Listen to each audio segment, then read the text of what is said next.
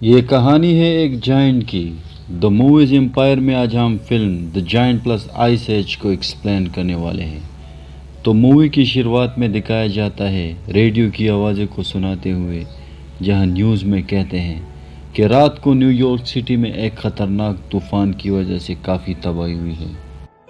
اسی بیچ ہم دو scientist Steven and Michael کو دیکھتے ہیں جو کہ سی سائٹ وزٹ کرنے کے لیے جا رہے ہوتے ہیں، کیونکہ وہاں پر کچھ ان یوزول وٹنس کیا گیا ہوتا ہے۔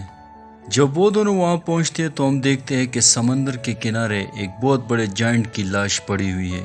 اس کو یہاں سب سے پہلے فشر مین نے نوٹس کیا ہوا تھا۔ بارے میں اس نے پولیس کو بھی انفارم کیا، لیکن پولیس کو یہ ایک فیک سٹوری لگ رہی تھی، اسی لیے اس بارے میں پولیس نے کوئی ایکشن نہیں لیا۔ اور جب لوگ یہاں پہنچنے لگے اور سوشل میڈیا پر پوسٹ کرنے لگے تو بہت سے لوگ یہاں کو وزٹ کرنے لگے۔ اب یہ دو سائنٹسٹ بھی یہاں پر اس جائنٹ کو دیکھنے کے لیے آئے تھے۔ جب سٹیون وہاں پہنچتا تو دیکھتا ہے کہ بہت سے لوگ اس جائنٹ کو دیکھنے کے لیے آئے ہوتے ہیں، لیکن کوئی اس کے قریب نہیں جا رہا ہوتا کیونکہ سب اس سے ڈر رہے تھے۔ سٹیون اس جائنٹ کے قریب جاتا ہے اور اس کی باڈی کو ایگزامن کرنے کی کوشش کر رہا ہوتا ہے۔ سٹیون کہتا ہے کہ جائنٹ کی ایج کا پتہ لگانا بہت ہی مشکل کام ہے، لیکن اس جائنٹ کی لاش دیکھ کے وہ کہتا ہے کہ یہ ایک جوان جائنٹ ہے۔ اور جب سٹیون اس جائنٹ کو آبزرو کرتا ہے تو ایک ہی بار میں اس کو آبزرو کرنا بہت مشکل تھا، کیونکہ وہ جائنٹ بہت بڑا تھا۔ اس بات کا اندازہ ہم اس سے لگا سکتے ہیں کہ جائنٹ کے ہاتھ میں سمندر کا پانی ایک تالاب بن چکا ہوتا ہے جس میں چھوٹی چھوٹی مچھلیاں تیر رہی ہوتی ہیں۔ سٹیون اس جائنٹ کو حیرانی سے دیکھ رہا ہوتا ہے اور تب وہ کہتا ہے کہ یہ لوگ تو اس جائنٹ کی چھوٹی چھوٹی کاپیاں لگ رہے ہیں۔ وہ یہ سب کچھ سوچ ہی رہا ہوتا ہے کہ سٹیون کی ایک فرینڈ جائنٹ کے چیسٹ پہ چڑھ جاتی ہے اور وہاں پہ کودنے لگتی ہے اور سب کو بتاتی ہے کہ اس سے ڈرنے کی ضرورت نہیں، کیونکہ یہ ایک ڈیڈ باڈی ہے۔ اسی پر وہ سب لوگ اسے فالو کرتے ہوئے اس جائنٹ پر چڑھنے لگتے ہیں۔ وہاں پر لوگ اس کے ساتھ پکچر بناتے ہیں اور کافی خوش ہوتے ہیں، پر سٹیون نہ تو اس پہ چڑھ رہا تھا اور نہ اس کو ٹچ کر رہا تھا۔ دوسری طرف سٹیون کے کولیگز اس جائنٹ کے بارے میں نوٹس بنا رہے ہوتے ہیں۔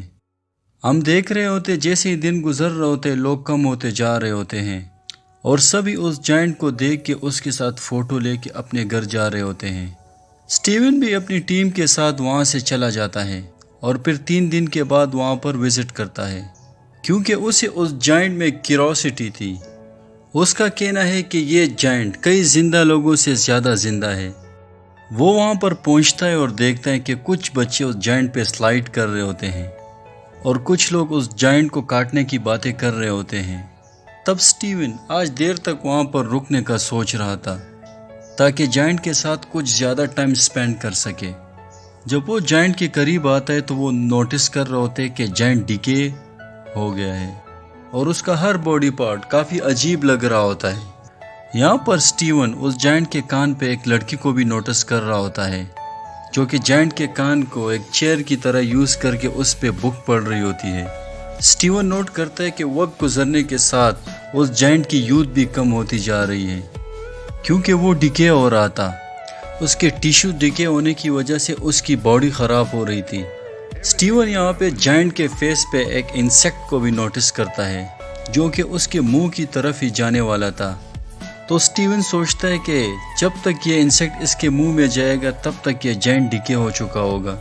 اور اب سٹیون ہمت کر کے اس جائنٹ کے چیسٹ پہ چڑھتا ہے۔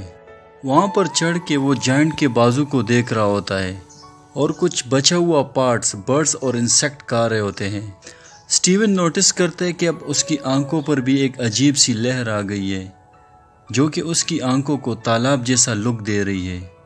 یہاں پر سٹیون اس جائنٹ کی آنکھوں کو دیکھ کر سوچتا ہے جائنٹ کی ڈکے ہونے کی تکلیف اس کی تنہائی کی تکلیف سے کم ہے، اور پھر سٹیون وہاں سے چلا جاتا ہے۔ اور اگلے دن جب سٹیون وہاں پہ آتا ہے تو دیکھتا ہے کہ اس جائنٹ کے پاؤں اور ہاتھ دونوں ڈکے ہو چکے ہیں اور اب وہ اس کی باڈی کو غور سے دیکھ رہا ہوتا ہے، اور ہم دیکھتے ہیں کہ کیسے انسانوں نے اس کی باڈی کا یہ حال کیا ہے۔ اگلی روز جب سٹیون وہاں پہ آتا ہے تو دیکھتا ہے کہ اس جائنٹ کا سر بھی اتار دیا گیا ہے اور انسیکٹ اور برڈز اس کو کھانے میں بزی ہے۔ سر کے بغیر اب وہ جائنٹ بالکل بھی انسانوں کی طرح نہیں لگ رہا تھا۔ اور اس طرح سٹیون کا جو اس باڈی کے ساتھ ریلیشن ڈیولپ ہوا تھا وہ بھی کم ہو رہا تھا۔ اب کافی ہفتوں تک سٹیون وہاں پر نہیں آتا، اور اب جب وہ وہاں پہ وزٹ کرتا ہے تو دیکھتا ہے کہ جائنٹ کمپلیٹلی ڈکے ہو چکا ہوتا ہے، اور وہاں جو کچھ بھی بچا تھا وہ صرف اس کی ہڈیاں تھی، اور اب لوگوں کا اس جائنٹ میں انٹرسٹ بھی ختم ہو چکا ہوتا ہے، اور یہاں تک لوگ اس کے انٹری کو بھی بھول چکے ہوتے ہیں، اور ہم جائنٹ کے بونز کو جگہ جگہ لوگوں کے شاپ اور گھروں پہ ایز اے شو پیس کی طرح دیکھنے کو ملتا ہے۔ ایک دن جب سٹیون سائیکلنگ کر رہا ہوتا ہے تو وہ جائنٹ کے سر کو ایک گراؤنڈ میں آبزرو کرتا ہے، اور پھر سٹیون جائنٹ کے باقی بونز کو بھی ڈھونڈنے کی کوشش کر رہا ہوتا ہے۔ اس کا ماننا تھا کہ جائنٹ کے یہ بونز اچھے ہیں ان یادوں سے جو کہ اس کے ذہن میں ہیں۔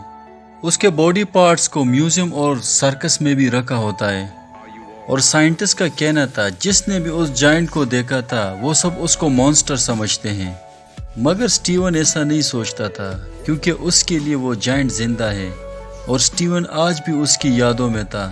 ایک دن سٹیون سپنے میں بھی اس جائنٹ کو دیکھتا ہے کہ کیسے جائنٹ اپنے باڈی کے پارٹس کو شہر میں جگہ جگہ کلیکٹ کر رہا ہوتا ہے واپس سمندر میں جانے کے لیے۔ اور یہاں پر اس مووی کا ایک ڈیپ میننگ ہے جو کہ انسانی لائف سے ریلیٹڈ ہے۔ جیسے انسان اس دنیا میں آتا ہے اپنے ایبیلٹیز، اپنے لک، پرسنالٹی سے لوگوں کو اٹریکٹ کرتا ہے اور دوسروں کے لیے جیتا ہے، بالکل اس جائنٹ کی طرح۔ جیسے وہ کنارے پہ آیا سب لوگ اس کی طرف اٹریکٹ ہوئے، اور جیسے ہی ٹائم گزرتا گیا لوگ اس کے ایگزسٹنس کو ہی بھول گئے، بالکل انسانوں کی طرح۔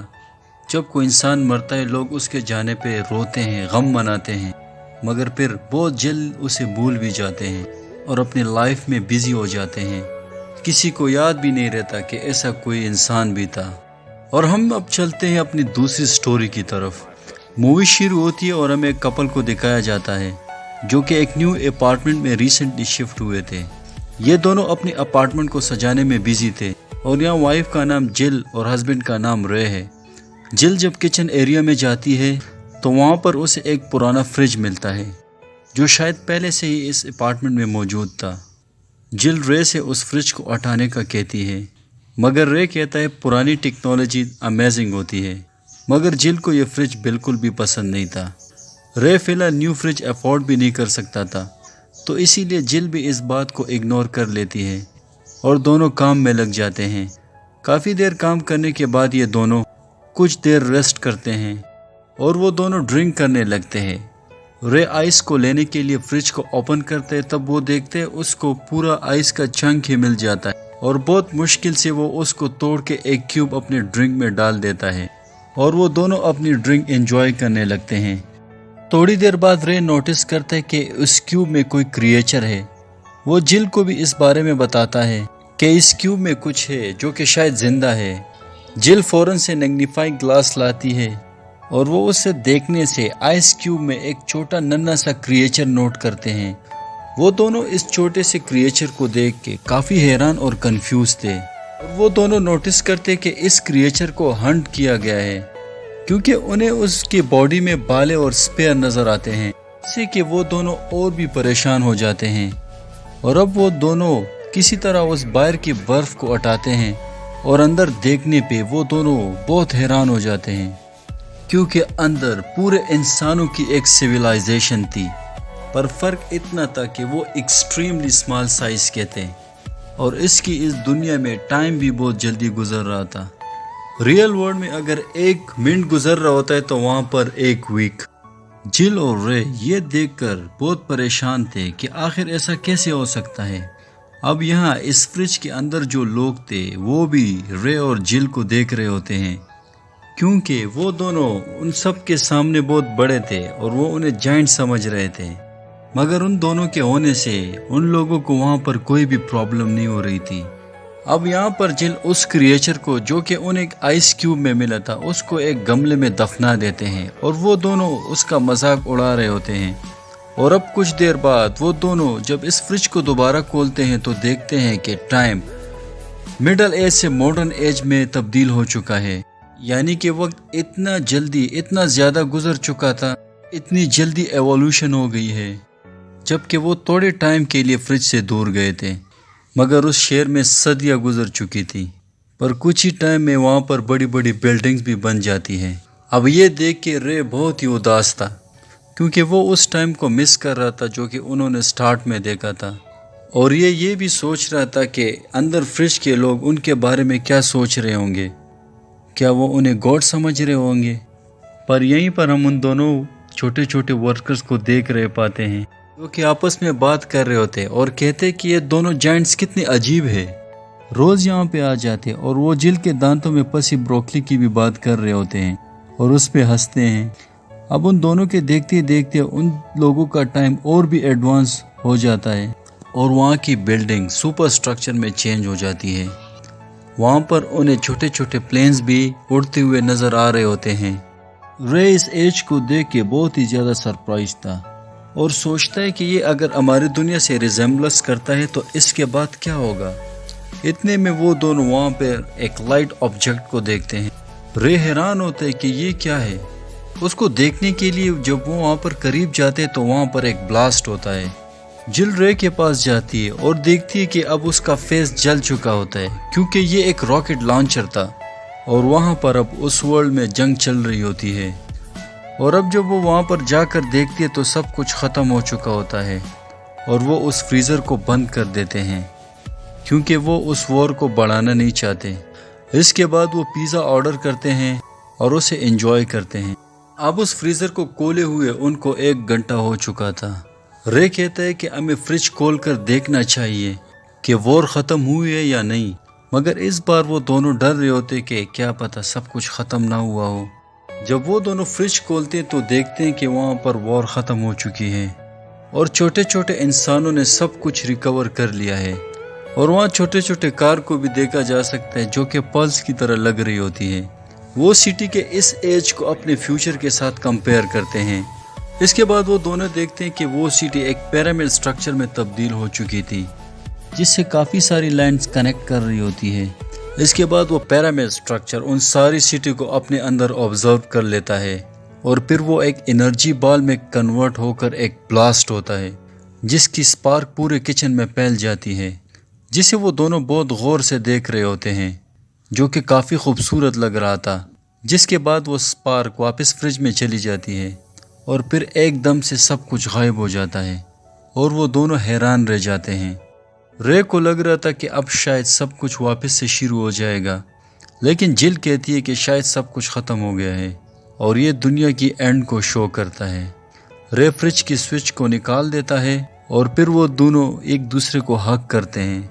उन्होंने कुछ टाइम में दुनिया का पूरा स्केच देख लिया था, जिसमें पास्ट, प्रेजेंट और फ्यूचर को दिखाया गया था। अगले दिन जब वो दोनों जागते हैं तो इसी बारे में सोच रहे होते हैं और उनके ज़हन में अभी भी कुछ सवालात थे और वो सस्पेंस में दोबारा फ्रीज़र को देखते हैं, जहां वो छोटे छोटे इंसान वापस आ गए थे और डायनासोर के मीट से अपना पेट भर रहे थे और कुछ डायनासोर से बचने के लिए भाग रहे थे। यानी अभी ह्यूमैनिटी का स्टार्ट दिखाया जा रहा है और यहाँ पर ये मूवी भी एंड हो जाती है।